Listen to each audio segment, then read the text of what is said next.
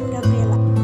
Nah, di video kali ini kita akan membahas tentang teori ekologi sastra.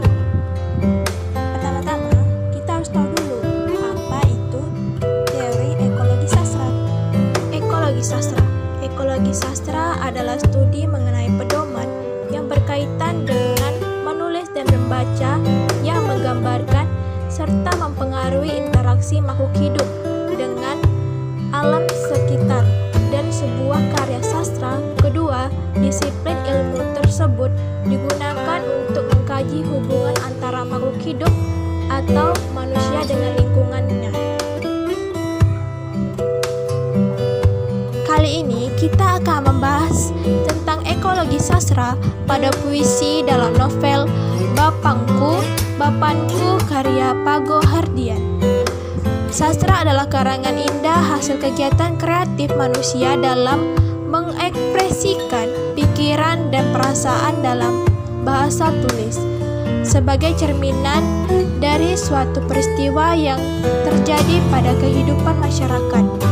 Pengarang menghasilkan sebuah karangan indah untuk mengungkapkan ide dan gagasan terhadap dunia yang terjadi di sekitarnya dan mencampurkannya dengan imajinasi serta harapan yang juga nilai-nilai telah dalam proses pembuatan sastra tersebut.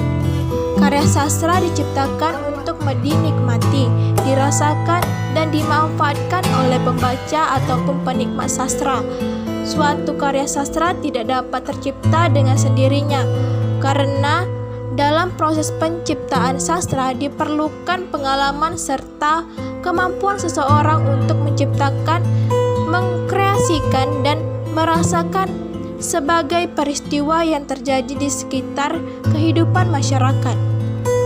Proses penciptaan karya sastra tidak luput dari peran di lingkungan sekitar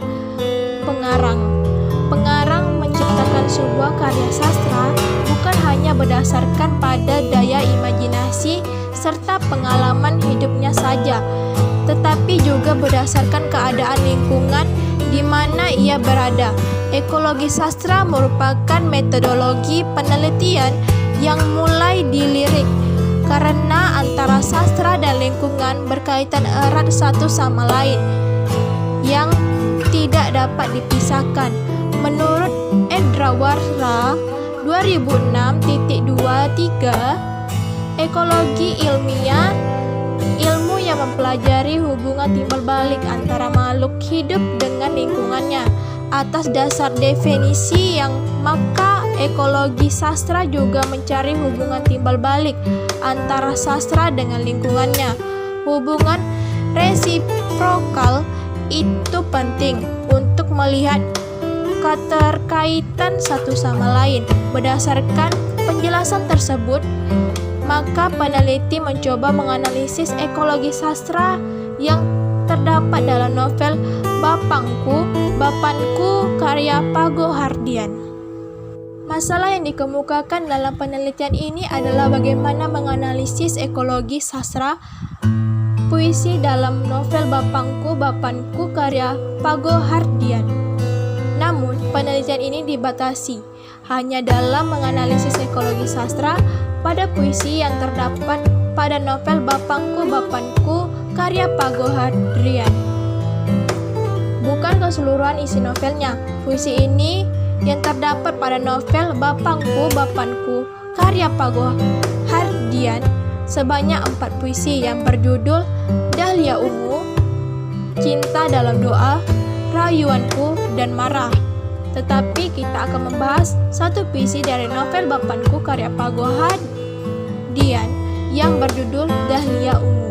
Mari kita bahas dulu sinopsis novel Bapangku karya Pago Hardian berikut ini.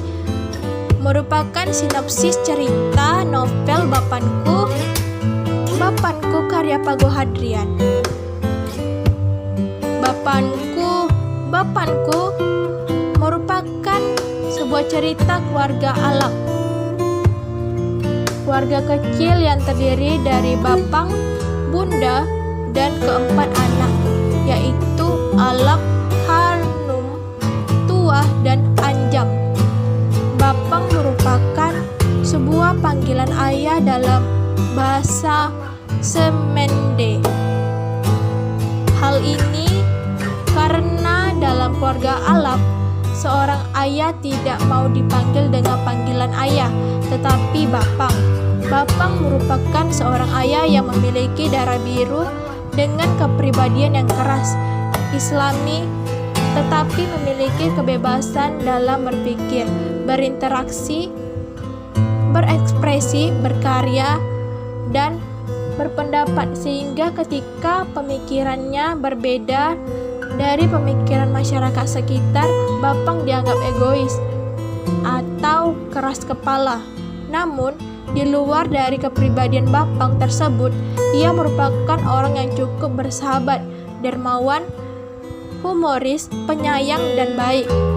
Cerita yang mengisahkan lika-liku kehidupan keluarga Alap dengan keunikan yang menjenakkan Bapang dan anak-anaknya, cara berpikir Bapang yang bebas dan demokratis yang menimbulkan beberapa konflik, dimulai dari perdebatan rencana pembelian antena televisi sampai pemilihan acara televisi yang ditonton oleh keluarga, masalah pembangunan masjid kepada kepala sekolah yang diajak ribut, dan yang berakhir dengan pemindahan sekolah Hanum serta anak-anaknya yang lain, sehingga berimbas terjadi pertengkaran pada Bapang dan Bunda yang berujung perceraian hanya karena masalah pendidikan anak-anaknya, yaitu harus masuk ke sekolah formal seperti masyarakat umumnya, atau tidak perlu lagi sekolah, cukup